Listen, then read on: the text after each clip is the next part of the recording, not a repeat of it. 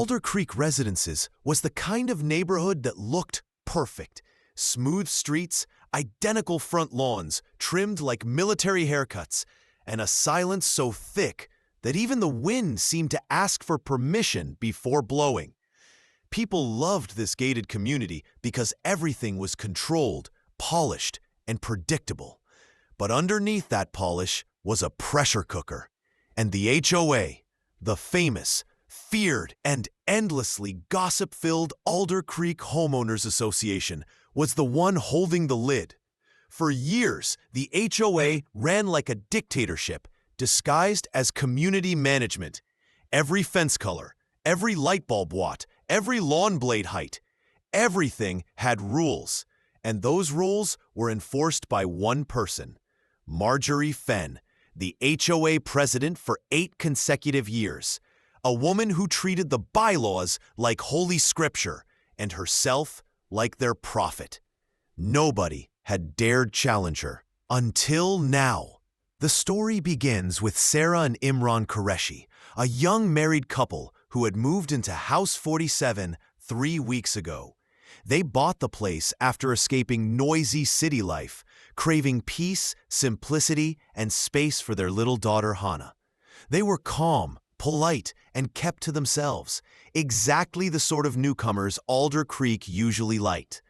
But they made one mistake, a small one, a mistake that wouldn't matter anywhere else. They painted their front door sky blue. And in Alder Creek, that was a crime. Sarah didn't know it, Imran didn't know it. They just liked the color because Hannah pointed at the paint sample and shouted, "Pre!" 2 days after the paint dried, a crisp white envelope shoved under their door delivered doom. Violation notice, number 001. Door color not approved. Deadline to comply, 72 hours. Sarah stared at it and laughed. Are they serious? It's just a door. Imran shrugged. I'll talk to the HOA office tomorrow. But things escalated much faster than either of them expected. By evening, 3 neighbors they'd never spoken to were walking by their house, staring, whispering, taking pictures like the blue door was some crime scene exhibit. By morning, their mailbox had 2 more letters. Second notice, non-compliance. Third notice, penalty pending review. 3 notices in less than 24 hours. It felt ridiculous, but also threatening. Sarah felt a pit forming in her stomach. The next day, Imran went to the HOA office, an overly formal room inside the clubhouse where even the chairs felt like they had rules. He found Marjorie sitting behind a massive oak desk, glasses perched low, lips pressed into a thin line of permanent disapproval. "Mr. Qureshi," she said without looking up, "I assume you're here about the door." "Yes, we didn't know the color was an issue. We can repaint it this weekend." "Not good enough." Her voice sliced the air. "Violations must be corrected within 72 hours. Repainting requires prior approval. Approval takes 1 week. Therefore, you are already in non-compliance." Imran blinked. "But we can't get approval for something we already did unknowingly." "That," she said coldly, "is not the HOA's problem." He clenched his jaw. "Okay, what exactly do you want us to do?" "Submit the unauthorized exterior alteration correction request form, then pay the penalty, then attend a compliance hearing." "A hearing? For a door?" She finally looked at him. Her smile was small and poisonous. "Rules are rules, Mr. Qureshi." Imran left the office with a tightness in his chest. Sarah listened to everything and felt fury bubbling behind her ribs. "This is insane," she whispered. 3 days later, they woke up to find something new on their lawn. A wooden sign hammered deep into the soil. "Property under HOA review. Do not approach." Sarah stared at it, horrified. Imran's fists clenched. "Are they trying to publicly shame us?" Apparently, yes. Because within hours, people in the neighborhood began walking by slowly, pretending to jog or walk their dogs, but actually stopping to stare at House 47 like it had become entertainment. Some took photos. Some shook their heads. Some whispered loudly enough for Sarah to hear from the window. New people always cause trouble. This is why we need strict rules. If they let one door slide, next thing you know, everyone does whatever they want. Sarah shut the blinds, hands trembling. Hannah looked up, confused. Mama, why you sad? Sarah forced a smile. I'm okay, baby. But she wasn't. That evening, someone slipped another envelope under the door. This one wasn't a violation notice.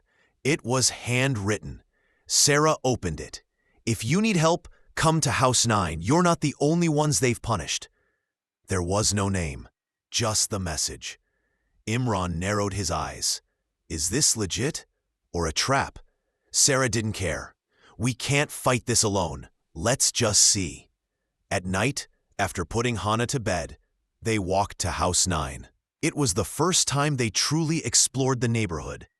Most houses were silent. Curtains twitched as they passed by.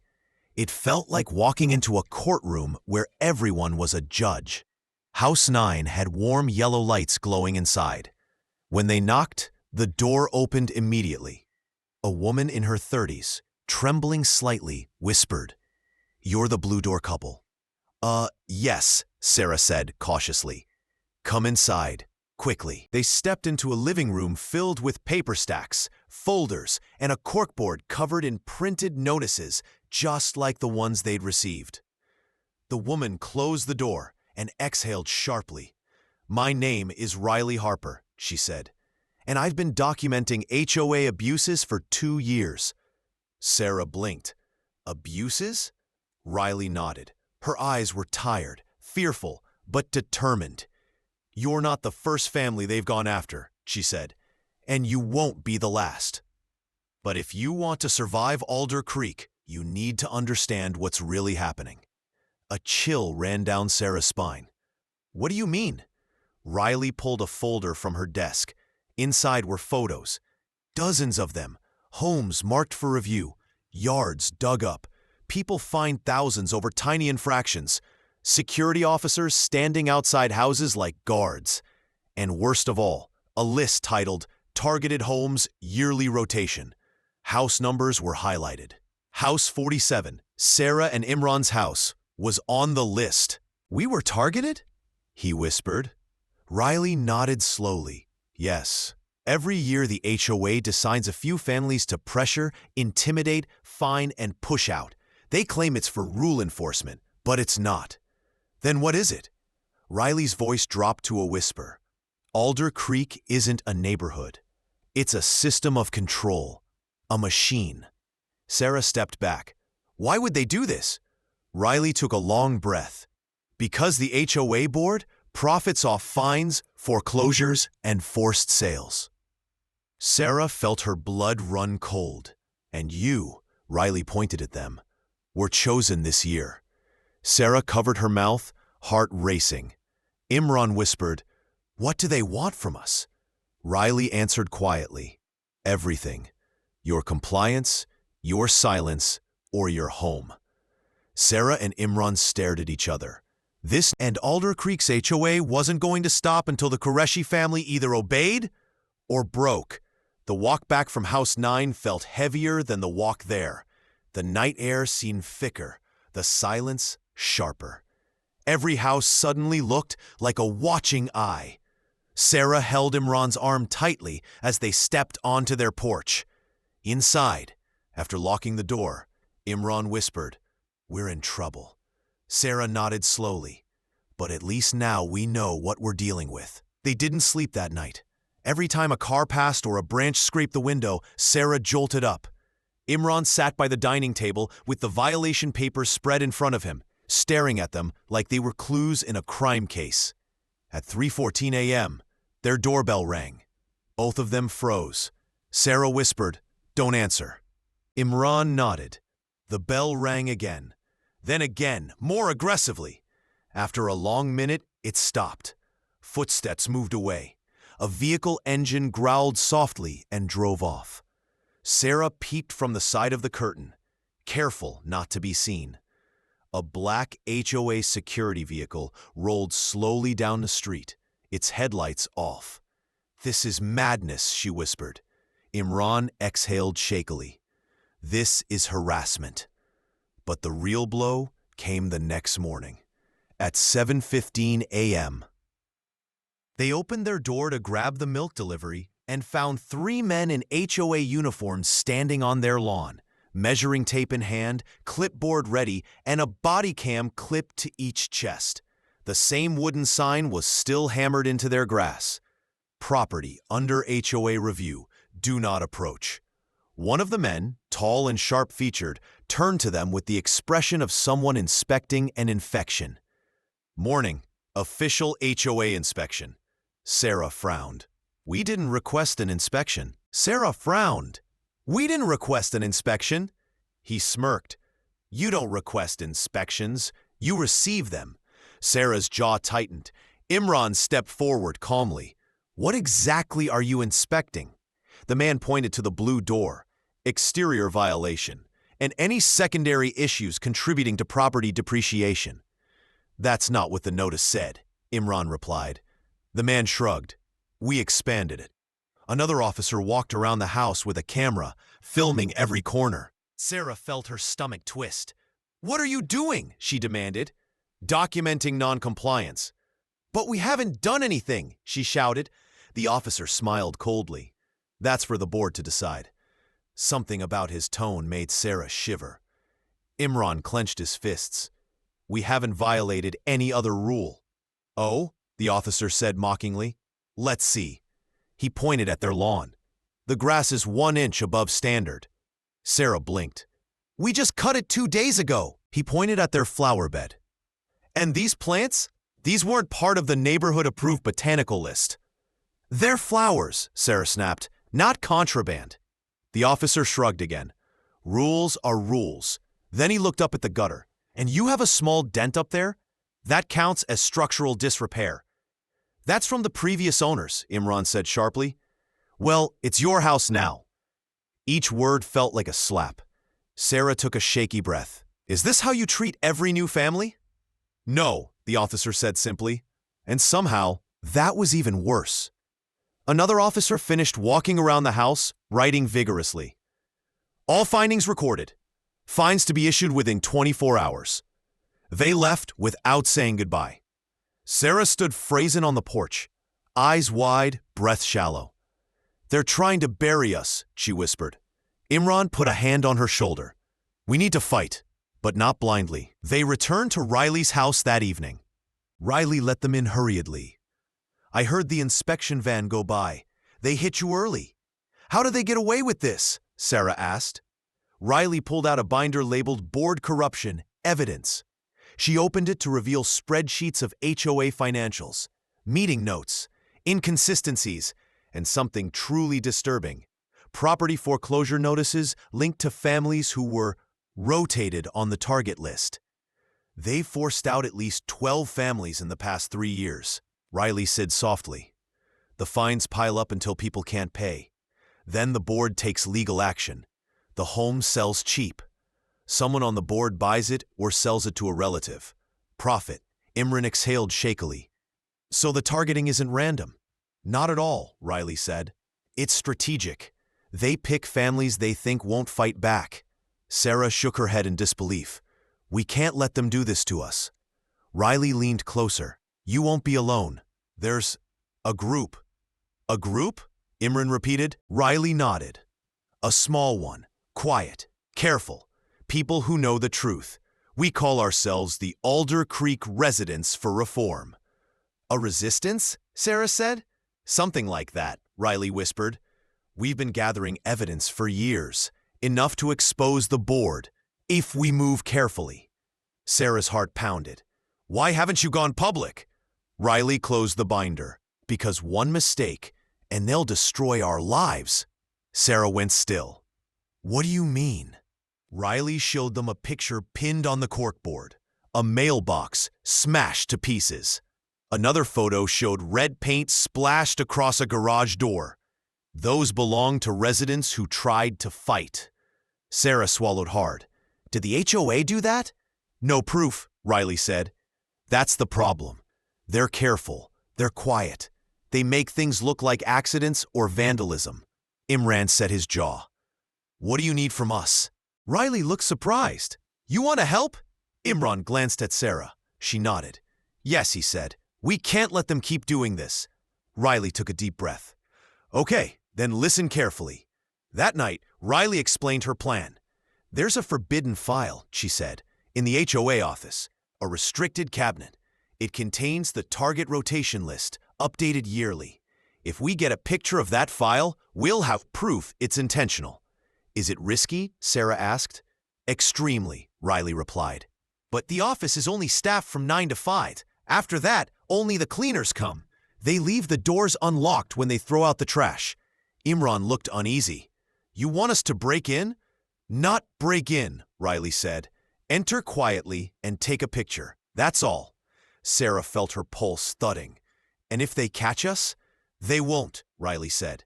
But if they do, everything we've worked on will collapse. Imran rubbed his forehead. Why us? Because they're already watching me, Riley whispered, and because new residents draw less suspicion. Sarah and Imran exchanged a long, heavy look. Finally, Sarah spoke. We'll do it. The next evening, at 10:55 p.m., Sarah and Imran walked toward the HOA clubhouse. The night was silent, too silent. Every house had its lights off. Every driveway was empty. The clubhouse sat in the center of the neighborhood like a glowing throne. Its windows flickered with the dim light of cleaning crew lamps. Imran whispered, Are you sure we're ready? Sarah nodded. We have no choice. They waited in the shadows until the cleaner stepped out with a mop bucket and tossed a trash bag into the dumpster. The back door remained open for ventilation. This was their chance. They slipped inside. The hallway smelled like bleach and cheap air freshener. Their footsteps were quiet on the tiled floor. Every room was empty as they passed. The desks neat, the decorations perfectly aligned, almost unnervingly so. The office door at the end of the hallway stood slightly open. Sarah pushed it gently. Inside was Marjorie's desk. Huge, immaculate, intimidating. The restricted cabinet was on the right wall, gray, metal, with a heavy padlock. Except tonight, it wasn't locked. Sarah's heart jumped. It's open, she breathed. Imran quickly pulled the drawer. Inside were dozens of folders, but one had a red sticker, Target Rotation, 2025-2026. Sarah grabbed it. Her hands trembled as she opened the folder.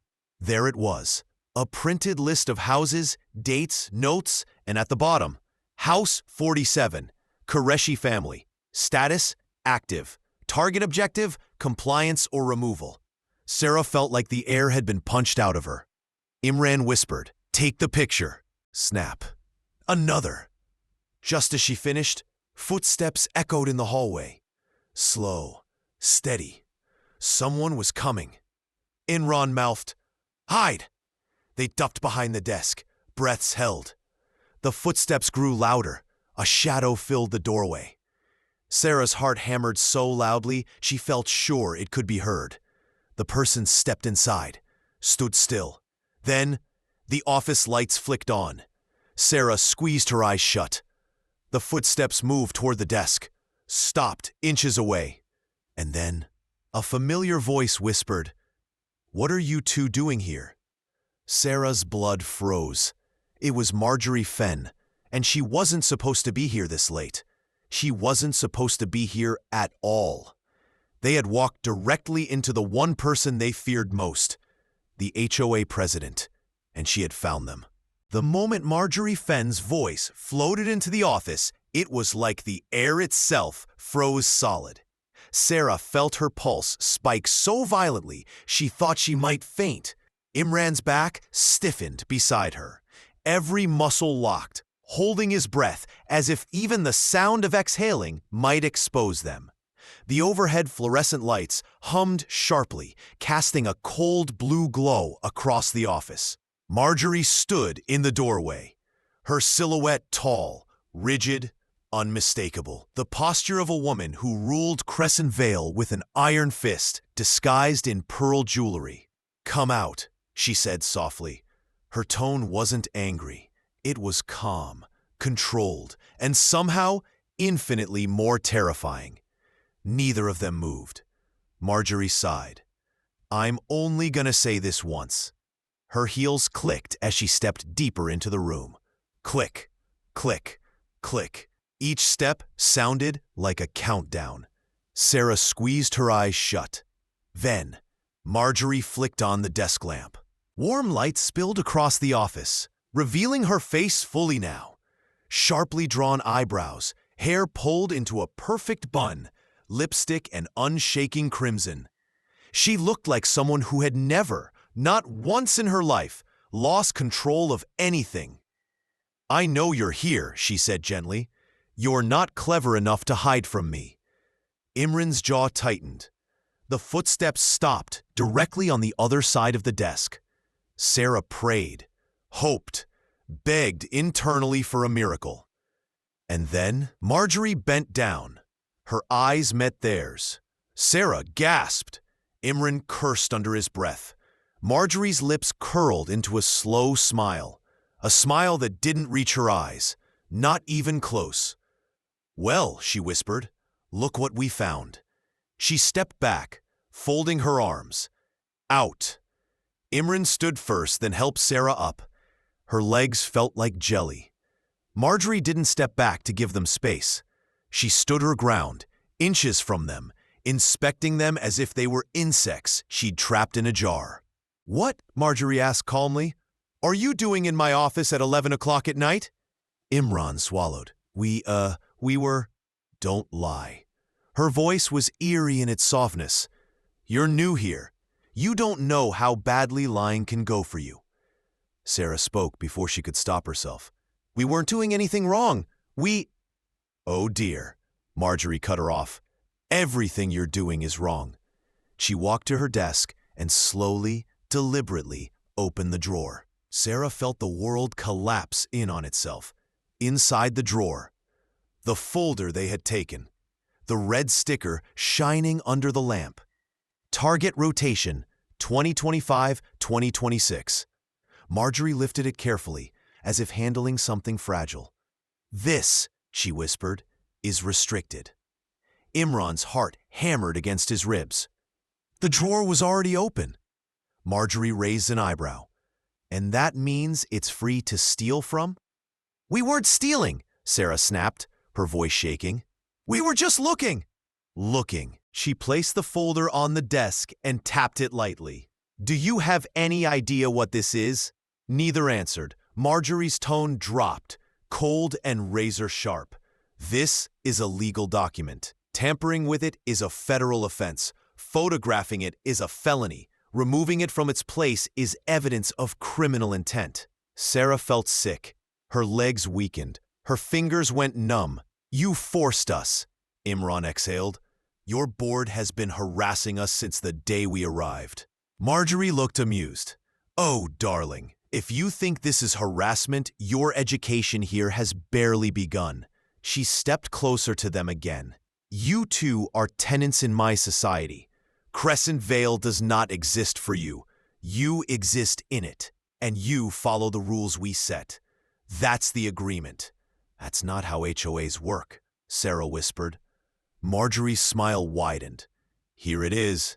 She paced slowly around them, like a predator circling prey.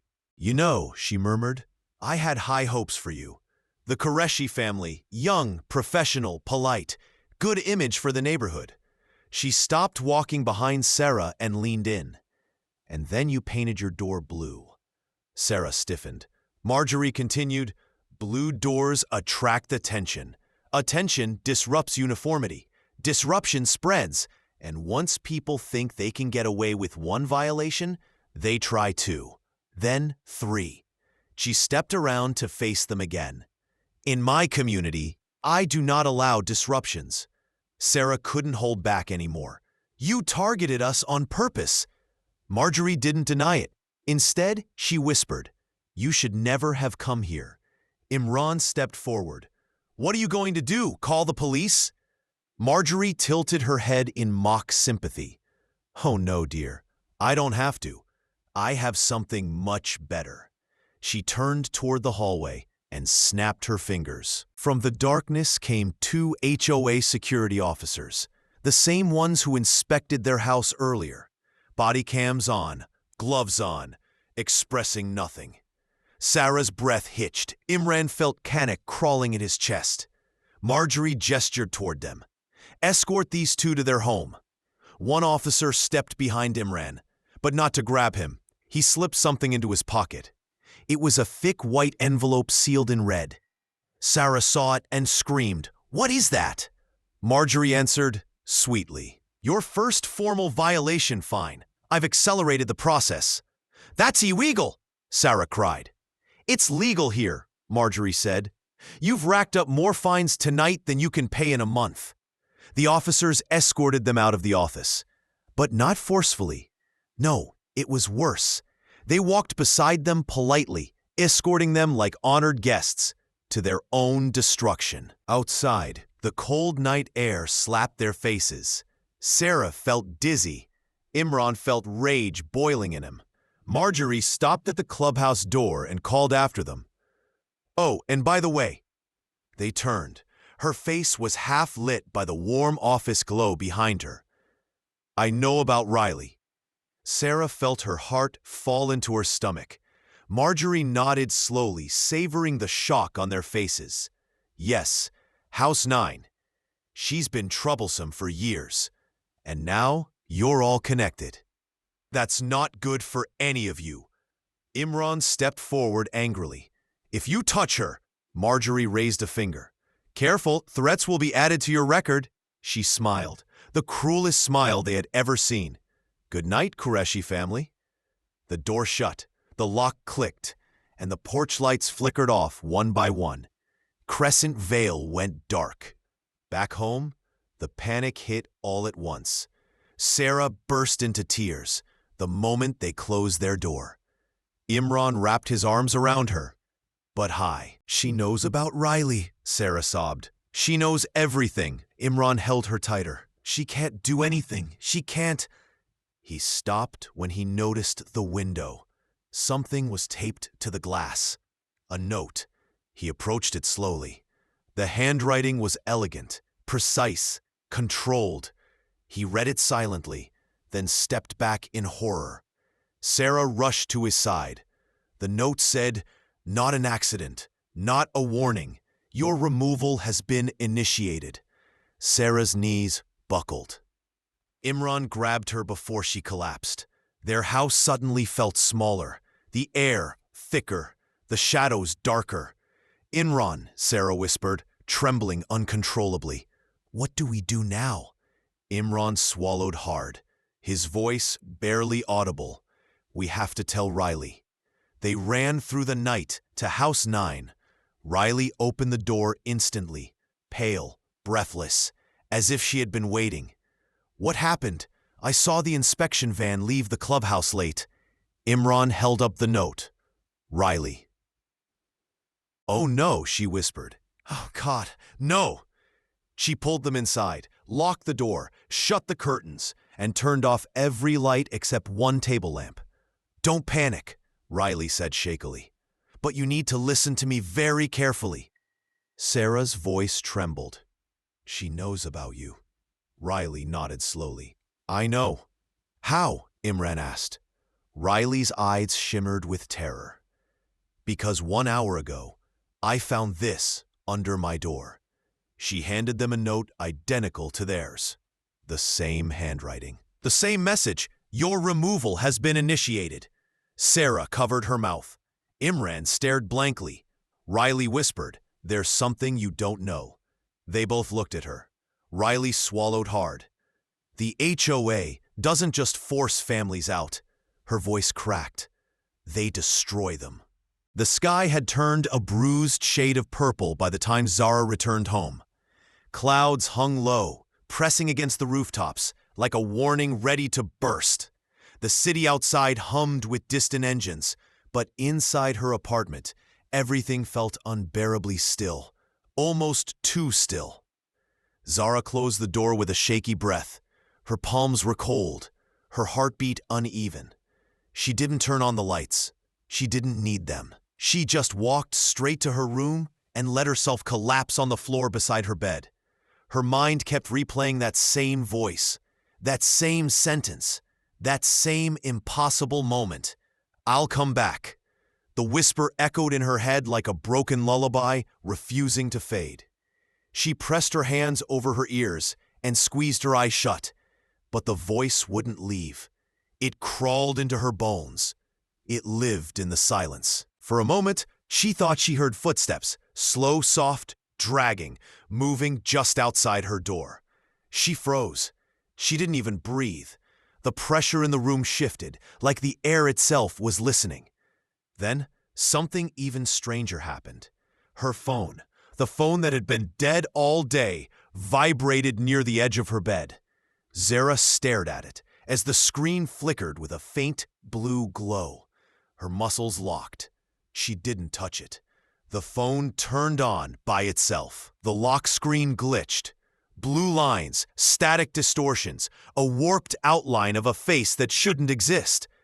Then, the screen cleared and a message appeared. Not from a number, not from any app, just appearing. "You are not alone."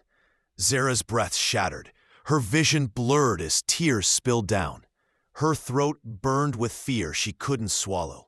When the door burst open, she screamed, but it was just Neha, her best friend, her lifeline. Neha froze as soon as she saw Zara's face. "Zara, what happened? I heard a sound. I thought you fell. I was about to break the door." Zara pointed with a trembling hand at the phone. "It turned on by itself. It messaged me. He's here. Neha, he was right here." Neha's expression shifted from panic to fear to something even heavier. She knelt, wrapped her arms around Zara, and held her tightly. "It's okay. I'm here. You're safe. Nothing can touch you while I'm here." But Neha's own heartbeat was pounding loudly enough for Zara to hear it against her shoulder. Neha wasn't convinced. She wasn't calm. She wasn't sure of anything. When they finally moved to the living room, they sat in silence. The TV reflected a dim ghost of their silhouettes, and the soft hum of the refrigerator was the only sound filling the apartment. Neha rubbed her forehead. "Zara, we're going to the police tomorrow. No arguments." "They won't believe me," Zara whispered. "We'll make them," Neha insisted. "This isn't normal, and it's not safe." But deep down, Zara knew this wasn't the kind of problem the police could solve. They had tried before. The officers dismissed her. They said she was stressed, overworked, paranoid. They didn't see the messages, the shadows, the figure on the road that night. This wasn't a stalker. This was something that didn't belong in the world of the living. 1:43 a.m., the hour of broken silence. Neha had fallen asleep on the couch, exhausted, with a blanket barely covering her. Zara couldn't sleep. Not tonight. Her throat felt dry like sand.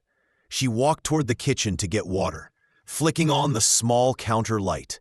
Everything looked normal, almost too normal. The mugs were stacked, the dishes were clean, the fridge was humming. Then her eyes fell on something she hadn't noticed before. The fridge magnet, the one shaped like a small yellow flower, was turned upside down. Lieni. Not where she had placed it. Zara reached for it cautiously. The moment her fingers touched the magnet, she recoiled with a gasp. It was hot, burning hot, like someone had pressed a heated hand against it moments before. Her hand trembled. Her breathing turned jagged. "Someone was here," she whispered. Then the apartment plunged into darkness. Every light went out, except the TV. Click. The TV switched on with a soft hiss. Static. Loud. Broken static spilling across the screen like 1,000 shouting whispers. Zara didn't move. Her feet felt glued to the floor. Then the channel shifted by itself. Black screen. Silent. Still. Then a faint shape appeared in the darkness. A silhouette. Tall. Thin. Motionless at first. Until it stepped forward. Closer. Closer. Closer.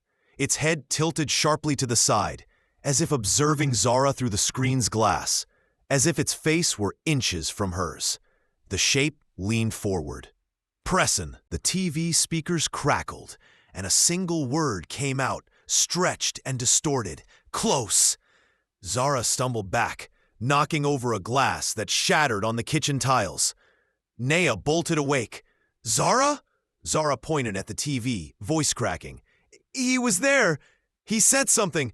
Naya stared at the screen and froze, her face drained of color. She whispered something Zara wasn't supposed to hear. "Not again." Naya rushed to her, grabbing her hands tightly. "Zara, listen to me. This isn't a normal person. This isn't a stranger. And you," she swallowed hard, "you need to know the truth." Zara blinked at her. "What truth?" Naya hesitated. Her shoulders lowered, her voice turning soft and fragile. "The night you saw him on the road, the night you keep remembering, that wasn't just an accident." Zara's chest tightened. "What are you talking about? I saw a man. He was hurt, but he wasn't—" Naya interrupted loudly. "Zara, he died." Zara, shh. No, that's not possible. He was alive. I heard him. He died 3 months ago," Neha whispered.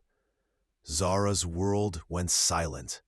The kitchen, the broken glass, the static from the TV, all faded. Neha continued, her voice trembling. "He died on the same road, at the same time, while you were driving home that night. You saw the last moment of his life, Zara. You saw something you weren't supposed to see." Zara pressed her hand to her mouth. A sob escaped. "I don't understand. Why would he follow me? Why me?" Neha looked away, eyes shimmering with fear she'd been hiding for weeks. "Because he wasn't ready to leave. And the last person he saw, the last voice he heard, the last presence he felt," she met Zara's eyes, "was you." Zara backed up until her spine hit the counter. No, I didn't do anything." "That's exactly why he came to you," Neha whispered.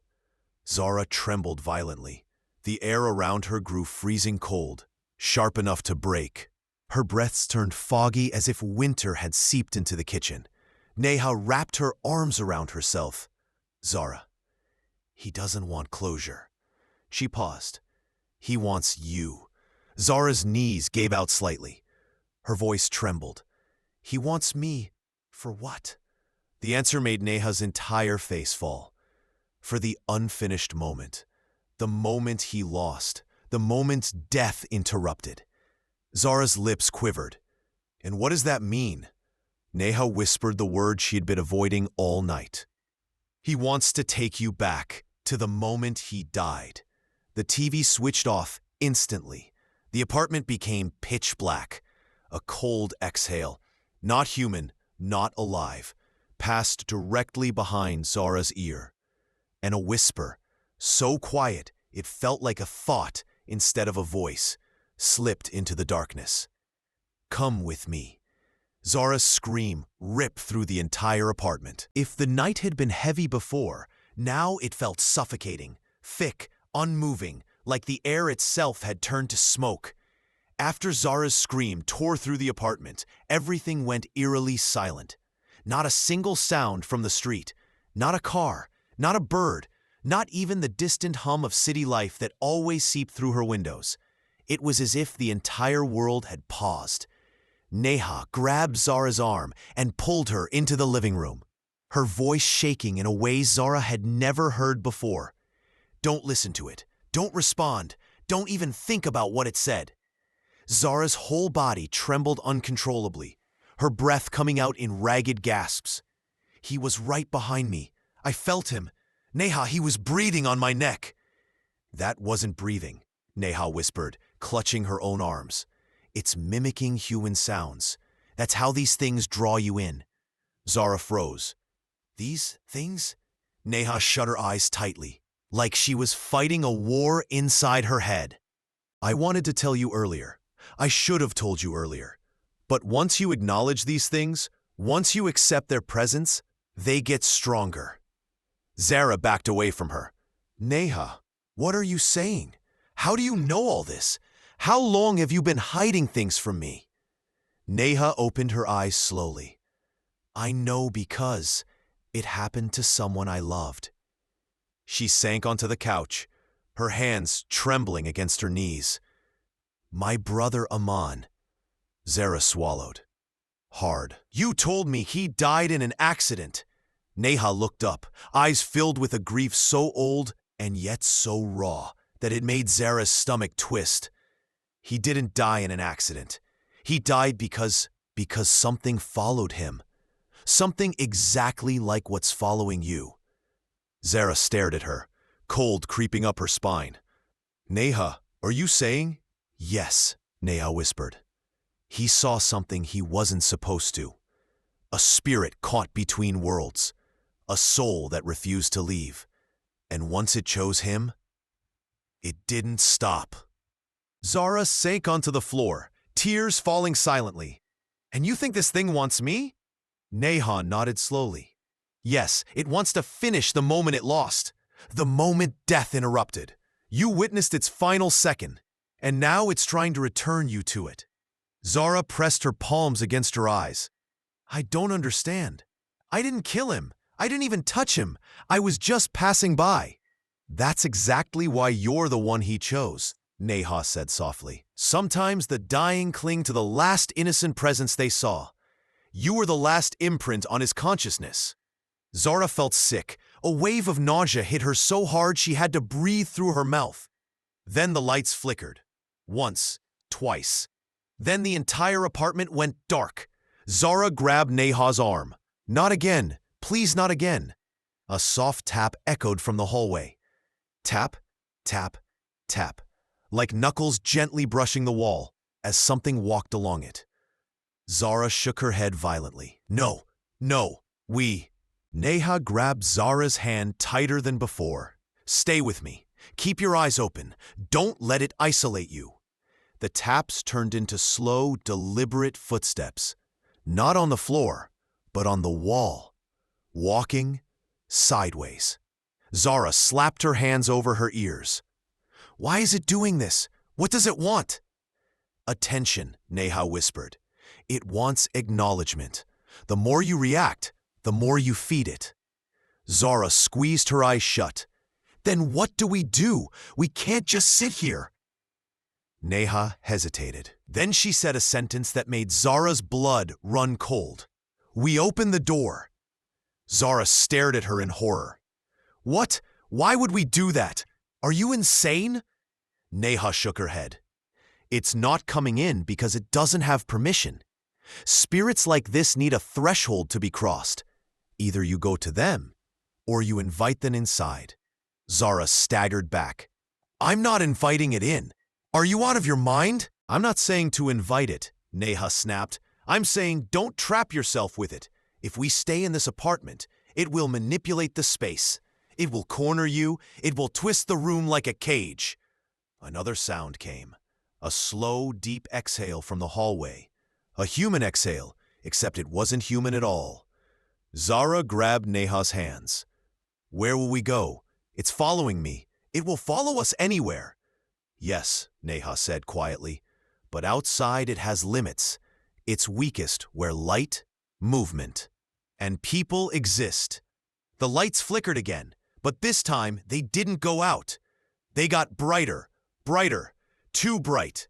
Unnatural white light filled the apartment like a flood, casting long, warped shadows that stretched across the floor. Zara's eyes widened. One shadow didn't belong to them. A tall figure stood in the hallway, not moving, not breathing, just watching. Watching her. Neha whispered, barely audible, don't let it reach the threshold. If it crosses the hallway, it becomes part of the house. Zara's voice cracked. What do we do? Neha grabbed her wrist. We run. She dragged Zara toward the door. But as they reached the entrance, a deep, rumbling knock shook the door from the other side. Zara froze. Neha froze. Another knock. Harder, heavier. Then a whisper seeped through the wood. Zara. Zara's breath left her body. Neha, he's outside. How can he be outside? He was inside the hallway. Neha didn't answer. because she didn't know. The knocking grew violent. The floor vibrated. The light bulbs shattered one by one overhead. Zara covered her ears and screamed, "Stop it!" And suddenly, everything stopped. The knocking, the light, the footsteps, the whispers, silence. Zara backed away from the door, trembling violently. Neha stepped forward slowly, cautiously, and placed nothing. Then she whispered, "Zara, I think he's trying to force you to open the door." Zara shook her head. No, I'm not opening anything. He can stand there forever." Neha turned toward her. "Zara, it's not waiting for permission." Zara blinked. "What do you mean?" Neha swallowed. "It's waiting for opportunity." As soon as the words left her mouth, Zara felt a cold breeze slip past her legs. She looked down. The bottom corner of the door was slightly open, just enough for a shadow to slip through.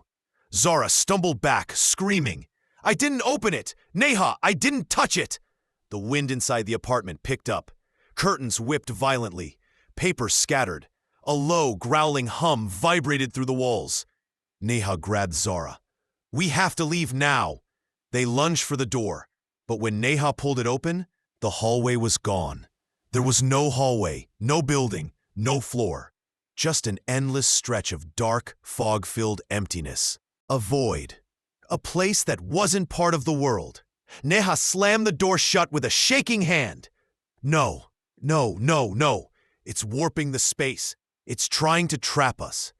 Zara's tears streamed unchecked. "What does it want from me?" Then, from behind them, a whisper. "The moment. Finish. The moment." Zara turned slowly. The figure stood in the living room, inches from the broken TV. Its head slowly tilted, bones cracking in unnatural angles. Its face was a blur of shadows, except for its eyes. Two hollow, glowing shapes staring directly at Zara. Neha stepped in front of her. "Don't touch her. You can't have her. She doesn't belong to you." The figure tilted its head more, longer, deeper, so deep its face nearly turned upside down. The whisper returned. "She does." Zara's voice cracked into a painful sob. "Why me? What did I ever do?" The figure raised its hand. Not fast, not aggressive. Slow, almost gentle. As if asking to complete something unfinished, Neha grabbed Zara's hand. "Don't respond. Don't look at it. Don't touch it." But Zara couldn't look away. Something pulled at her emotionally, mentally, spiritually, like a hook buried deep in her soul. Images flashed in her mind. A man's final breath on the roadside. The flicker of streetlight against broken glass. A hand reaching out. His eyes staring at her. His whisper, "Don't leave me." Zara screamed and collapsed to her knees. Neha dropped beside her. "Fight it, Zara. It's trying to merge the moment. It's trying to drag you into its death." Zara's body convulsed with fear. "I don't want to die. I don't want to die. Please don't let it take me." Neha wrapped both arms around her. "I'm here. Listen to me. I'm not letting it have you." The wind roared through the apartment like a storm. Objects flew across the room. Doors swung open and slammed shut. Lights flickered in violent bursts. Another. Its hand reached towards Zara's face. Neha shoved Zara violently to the side, putting herself between them. "Take me instead," she screamed. Everything stopped.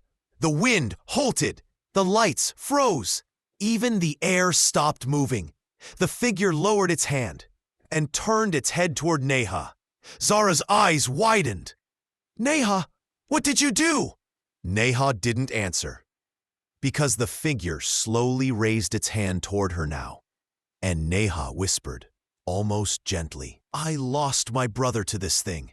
I'm not losing you." The figure stepped closer. Zara screamed Neha's name, and the lights went out. When the lights went out, the darkness didn't feel like ordinary darkness. It wasn't the kind that comes from a power cut or a blown fuse. It felt alive, thick and trembling, like the air itself was breathing. Zara couldn't see Neha, couldn't see the walls, couldn't even see her own hands. just blackness. A suffocating, swallowing blackness. Her heart slammed against her ribs as she scrambled on the floor, reaching blindly. "Nia! Nia!" Her voice cracked into the void. She didn't hear a response, not even a whisper, only the low, humming vibration of something moving around her, circling her, choosing where to stand. Then she heard footsteps, slow, dragging, too close.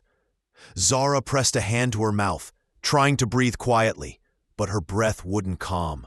It came out in fast, panicked sobs. She reached forward again, her hands brushing cold tiles. Then, a warm hand grabbed hers. Warm, human, alive. "Niha! Miha!" The hand didn't squeeze back. It didn't move. It just held her, too still, too cold at the fingertips, too heavy to feel human. Zara yanked her hand away and crawled backwards, shaking violently.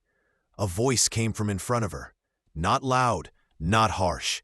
Just a broken, echoing whisper pulled from the edges of memory. "You left me." Zara's lungs collapsed. Her chest tightened painfully. No, I didn't leave you. I didn't even know." The darkness shifted, moved, bent around her like a living curtain. The voice came again, closer now. "You walked past when I reached for you." Tears spilled hot down her cheeks as she shook her head over and over. "I tried to help," she screamed into the void. "I stopped the car. I called for help. I didn't leave you to die." A soft sound echoed. A laugh. A broken, choking laugh. Like someone remembering a private joke only they understood. "But you didn't hold my hand." Zara pressed her palms against her ears. "That's not fair. I didn't know what was happening. I was scared. You were bleeding. I couldn't." The laughter stopped abruptly. Silence. Too much silence. Then she heard another voice, a familiar one, weak, shaking, barely pushing through the darkness. Zara. Zara froze. That was Neha's voice. She spun toward the sound. "Neha, where are you? Talk to me!" She crawled across the floor, her hands brushing against something soft, a sleeve, then a wrist.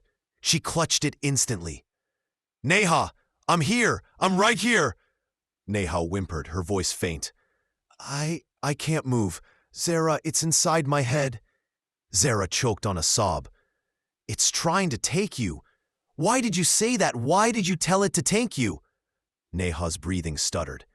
"I had to. It was choosing you. And you wouldn't have survived that moment. I couldn't let it take the last person I have." Zara pressed her forehead against Neha's shoulder, crying so hard she could barely form words. "I need you. Don't do this. Don't leave me. Please don't leave me." Neha lifted a trembling hand and touched Zara's hair weakly. "Listen to me. You have to fight it. I can't anymore. It's draining me, but you still have strength left." Zara shook her head violently. "I'm not leaving without you." But before Neha could respond, the air shifted. Light bled out of the darkness. A faint, cold, bluish glow forming a shape in front of them. A man, or the shadow of a man. His outline flickered like a dying flame. His face was smeared with the memory of injuries, blurred, broken, unfinished. This was him, the spirit, the presence that had followed her for weeks, the dying man she saw on the roadside. He stepped closer, leaving no footprints, moving like a film glitching frame by frame. His voice cracked the air again. "Come back to the moment." Zara shielded Neha with her own body. "No, I'm not going anywhere with you." The figure tilted its head. "You owe me." Zara trembled. "Owe you what? I didn't kill you." The figure shuddered. A new voice broke through, not the spirit's, but a narration, like a memory playing on top of reality. He begged for a hand, for warmth, for someone to hold on to as his life faded. The world around them flickered. The floor beneath them blurred into asphalt. A faint glow became a streetlight. Cold wind rushed across their faces. Zara gasped. "No, no, no! You're not taking me back! You're not doing this!" But the spirit stepped toward her, unstoppable. The world flickered again. And suddenly, Zara was standing on the road, the same road from that night. Her breathing hitched. Her legs buckled. She looked around frantically. Cars passed in a blur, but none of them saw her. Like she didn't exist. A chilling realization hit her. She was in the memory. The moment he died. The spirit appeared at her side, lying on the ground exactly as he had been that night. His chest rising weakly, blood trickling down his face, eyes half open. And he spoke with the same voice she heard that night.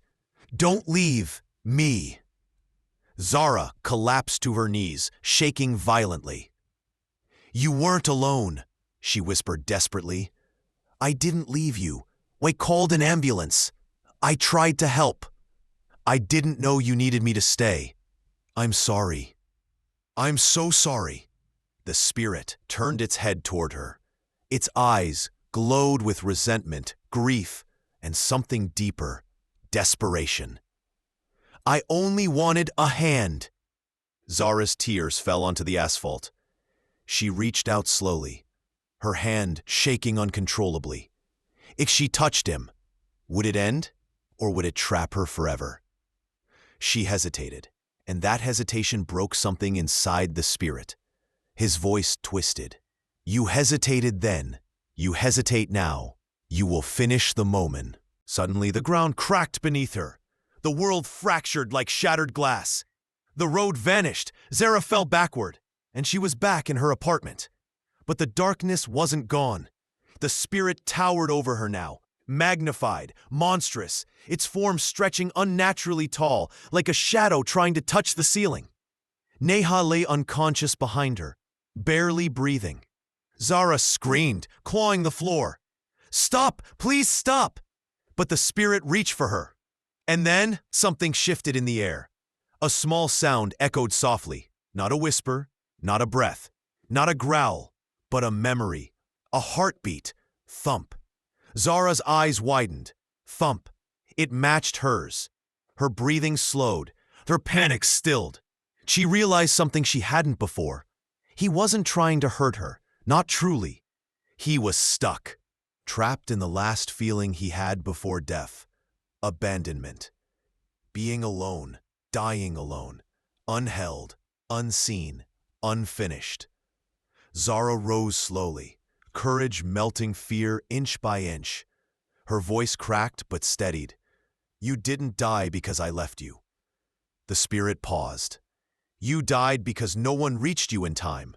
Not me, not anyone." Its flickering form softened. "You aren't angry at me. You're angry at the world for letting you die alone." A painful, broken sound escaped the spirit. Not a scream, not a threat, a sob, a human sob. Zara stepped forward, her hand lifted, slow, careful. "This is what you wanted, isn't it?" she whispered. "To feel someone at the end, so you wouldn't disappear alone." The spirit stared at her hand, its own trembling, reaching, fading. Zara took a breath that shook her entire body, and she placed her hand inside his. Cold, ice cold, but the moment she touched him, something broke open. Light burst outward, soft, warm, golden light that washed the room clean. The spirit's shape shimmered, its eyes softened, its form collapsed into dust-like particles that drifted around Zara like falling stars. And it whispered, "Thank you." Bennett was gone, just gone. The room fell silent. The air returned. The lights flickered back to life, and Neha gasped awake, coughing hard. Zara crawled to her, sobbing with relief. "Neha, are you okay?" Neha grabbed her and pulled her into a desperate hug. "You did it," she whispered, crying. "Zara, you brought him peace." Zara held her tighter. Her voice broke. "I didn't save him the night he died, but I saved him tonight." Neha brushed hair out of Zara's face. "You saved yourself too." Zara nodded, but then her eyes widened because on the floor, where the spirit had stood moments ago, something remained. A handprint. A faint, glowing blue handprint on the tile. A sign. A goodbye. Zara whispered, "Rest now." The glowing handprint slowly faded and finally vanished completely, leaving nothing but silence. Peaceful silence. For the first time in months. The narrator spoke in a tone that felt heavier than before, as if the weight of everything that had happened in Fairbridge Oaks had grown too dense to carry quietly anymore. He exhaled softly, and then his voice sank into that cinematic, investigative rhythm again, the kind of cadence that makes the air feel colder, the room quieter, the story darker. By the time the seventh wave of conflict rolled over Fairbridge Oaks, he said, the neighborhood was no longer a neighborhood. It was a war zone disguised as suburban paradise. In the aftermath of the board's collapse, after the public unveiling of the hidden recordings, after the resignations, after the police raids, the streets had gone disturbingly quiet. Too quiet. It was the kind of silence that didn't feel like peace. It felt like people holding their breath, waiting for something worse to arrive. Because something worse was coming. Everyone knew it. Everyone felt it. No one said it out loud. And at the center of that eerie stillness was a single house, House 14B, the house that had once belonged to Arthur Kellerman, the former HOA president. Arthur had vanished, not resigned, not moved, vanished. No forwarding address, no records of travel, no withdrawal from his accounts, no sign he ever packed a single bag. One day he was there, the next day, gone. The authorities brushed it off as a deliberate disappearance, maybe fear of charges, maybe a planned escape. But the neighbors whispered something different. They whispered that Arthur would never leave quietly. He was not the type to run. He was the type to fight until he broke everyone else first. And then there was the matter of the house. Because even though Arthur was gone, the lights inside 14B kept coming on. Not every night, not at the same time, not in the same pattern. Sometimes the kitchen light flicked on at 2 a.m. Sometimes the hallway light blinked at sunset. Sometimes the garage door rumbled halfway open and froze. But no one ever saw anyone enter or exit. No car, no footsteps, no silhouettes through the windows. Just lights. Random lights. Random lights. Like someone or something was inside, moving room to room. The neighbors were terrified, but the HOA, what remained of it, kept ignoring the reports. 2 temporary board members claimed it was just electrical malfunctions. Another insisted squatters were slipping in and out. But the residents of Fairbridge Oaks knew the truth deep down. Something about that house wasn't right, and that wrongness started bleeding into everything else. Street lamps flickered for days. Mailboxes swung open mysteriously. Security cameras glitched at the same exact hour each night. Garage door sensors malfunctioned. Cars alarmed randomly at 3:26 a.m. across the whole neighborhood. It felt coordinated, intentional, like a presence moving through the neighborhood, like the HOA's darkest secrets were awakening again. The narrator's voice deepened now, drawing the listener closer, pulling them into the dread. At the center of this unraveling fear stood Amelia Hart, he said, the woman who had exposed everything, and now found herself being hunted by the ghosts of what she uncovered. Amelia had told herself that after the recordings were made public, after the corruption was revealed, after the board was removed, things would finally calm down. But they didn't. If anything, they got worse. A week after Arthur vanished, Amelia found a letter in her mailbox. No stamp, no address, no signature. Just one line written in jagged handwriting. You didn't finish the job. She went straight to the police. They dismissed it as a leftover threat from residents still angry at the HOA's collapse. They told her thousands of disputes across the country ended in similar letters. Petty intimidation, nothing serious.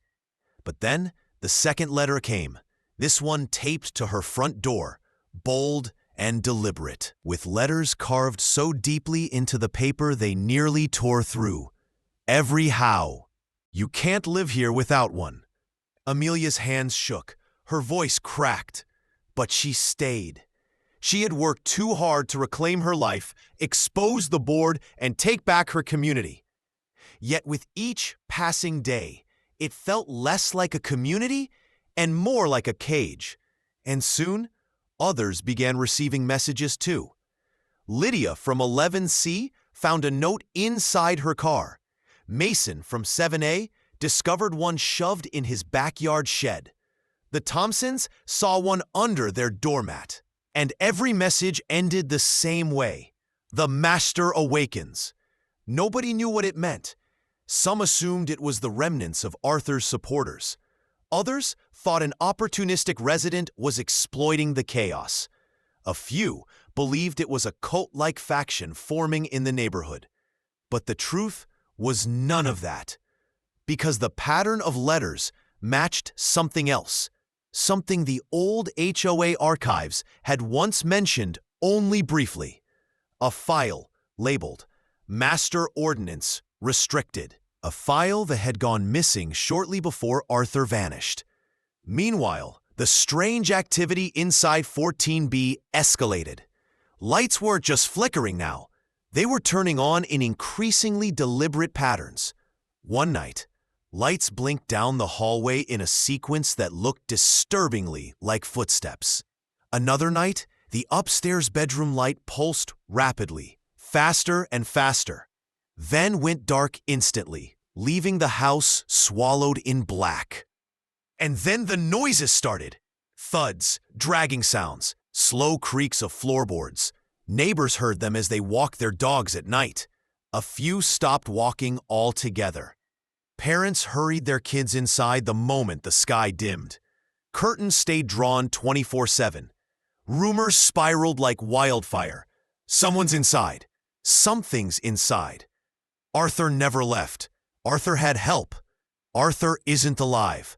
Arthur isn't dead. And in the middle of all this suffocating fear, the temporary HOA board made the worst mistake possible. They pretended everything was normal. They sent out emails about summer block party planning and upcoming neighborhood beautification requirements. They posted about community unity and positive direction moving forward. People were terrified, begging for action.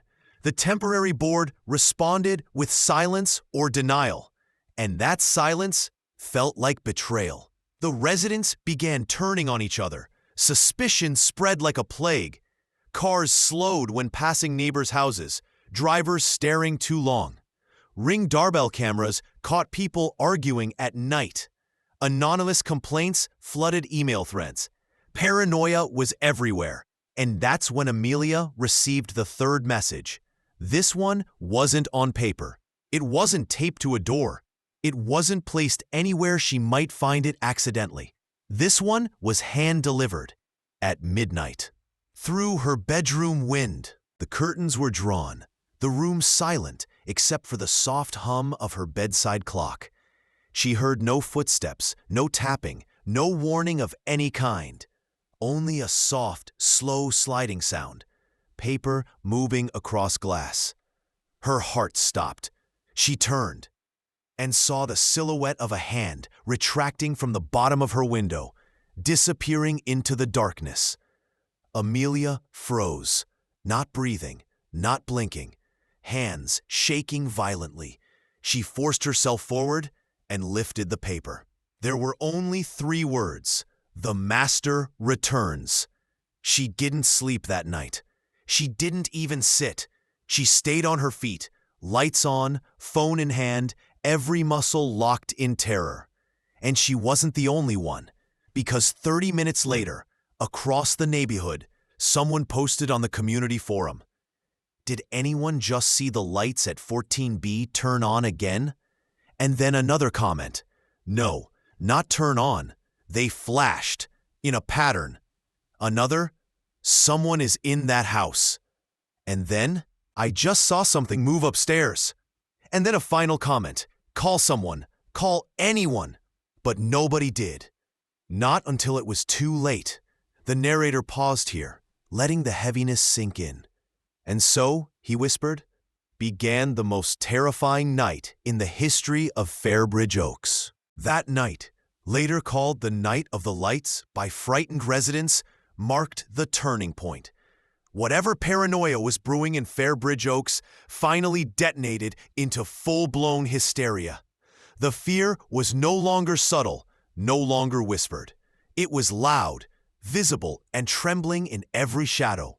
It began at 1:13 a.m., when the lights in Arthur Kellerman's abandoned home, 14B, suddenly blinked on. All of them, every lamp, every chandelier, every overhead fixture, flooding the house in violent, blinding brightness. A few seconds later, the lights went out again. Another pulse, black. Another pulse, black. The house was strobing with light like a dying heartbeat.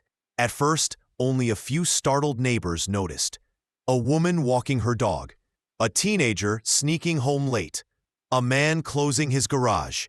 But within 30 seconds, dozens of people had stepped outside, drawn by the unnatural flashing, their faces pale, phones raised shakily. Someone whispered, "Is that Morse code?" The pulses continued, fast, slow, fast, fast, slow, unsettlingly rhythmic, too precise to be random. Children peeked from behind curtains, clutching their parents' arms. Dogs whimpered and pulled away from leashes. Porch lights flickered in strange sympathy, as if reacting to something unseen. Then, for the first time in weeks, the upstairs window of 14B lit up. A silhouette appeared. A tall silhouette. A still silhouette, standing perfectly centered in the window frame. No movement, no breathing, just watching. Staring down at the neighborhood. People gasped. Someone screamed. Someone dropped their phone. Someone whispered, "Oh my God, Arthur?" A man shouted, "That's not him. That's not anyone I've ever seen." Because the silhouette was wrong. Too tall, too thin, too elongated, like joints bent at unnatural angles. And then it turned its head, slowly, very slowly, directly toward Amelia's house. Amelia, standing at her window, felt the air leave her lungs. Her knees weakened. She gripped the curtain so hard it nearly tore from the rod. The lights inside 14B flashed again, brighter, faster, pulsing like a warning or a threat. And then a new sound rose through the neighborhood. A low, continuous hum. Not mechanical, not electrical, not natural. A frequency that made bones vibrate and teeth ache. People covered their ears. Children cried. One man fell to his knees from the sheer nauseating resonance. The hum grew louder and louder. Until, crack, the upstairs light exploded. Glass burst outward like shrapnel, raining onto the lawn in a glittering storm. The silhouette vanished. The neighborhood erupted into chaos. Someone yelled, "Call the police." Another shouted, "Someone go check the house." A woman screamed, "There's something in there, get away." But no one approached. They all just stood, frozen, huddled in clusters, trembling, whispering fast and frantic. The hum faded into silence. The entire neighborhood held its breath. And then, the front door of 14B opened, slowly, smoothly, silently. Not a creak, not a footstep, just darkness spilling outward like ink. A long, cold wind burst from inside the home. The kind of sudden, bitter wind that shouldn't exist on a worn suburban night. Papers flew off porches. Wind chimes rattled violently. Plants toppled over. And then, from the doorway, a figure stepped out. Not tall like the silhouette, not distorted, human, wearing a dark, hooded raincoat, though no rain had fallen in days. The hood concealed their face. Their hands were gloved. Their steps were steady, deliberate, confident. They moved down the driveway without acknowledging a single witness. Not a turn, not a glance, not a hesitation. As they passed under a street lamp, the residents closest recoiled, because under the edge of the hood, just barely visible, was the unmistakable shape of a smile. Not a warm smile, not even a sinister smile. A smile of someone who knew something everyone else didn't. Someone in control. Someone who had already won. A voice trembled out from the crowd. Who are you? What do you want?" The figure stopped, turned their head, and whispered, soft but carried easily through the silent night. The master never left. Then they kept walking, street down the street. And every house they passed, like clockwork, flicked its lights on for a second. A brief, frantic flash, as if acknowledging them, or fearing them. People stumbled backward. A woman fainted. Children wailed for their parents. Phones shook in trembling hands. No one dared to follow. No one dared to breathe. The figure continued slowly, chillingly, until they disappeared into the older section of the neighborhood, an area abandoned for years. As soon as they vanished into the darkness, every light in the neighborhood went out. All at once, blackout. Screams erupted. People clung to each other. Phones lit up desperately. Car alarms started blaring in panicked chaos. For 30 long seconds, Fairbridge Oaks was swallowed in total darkness. And then, every light turned back on. Every porch light, every indoor lamp, every street light, every motion-activated bulb, all blindingly bright. Residents shielded their eyes, staggering, and as vision returned, they saw something horrific. On every single front door, on every single house, a symbol had been drawn. A circle with 3 lines descending from it, like dripping ink, or claw marks, or something watching. Underneath each symbol were the same words: "The master claims this place." Gasps, shouts, crying, shock. One man yelled, "What is happening? Who did this?" A woman sobbed, "My kids are terrified. Someone help us." And then an older resident whispered the words that made everyone fall silent. "That symbol? That's from the restricted ordinance file. The master ordinance. I saw it once, years ago. The HOA wasn't created to protect us. It was created to contain something." The narrator's voice dropped to a cold whisper. And so Fairbridge Oaks finally understood. They were not fighting an HOA. They were fighting the thing the HOA had been built to control.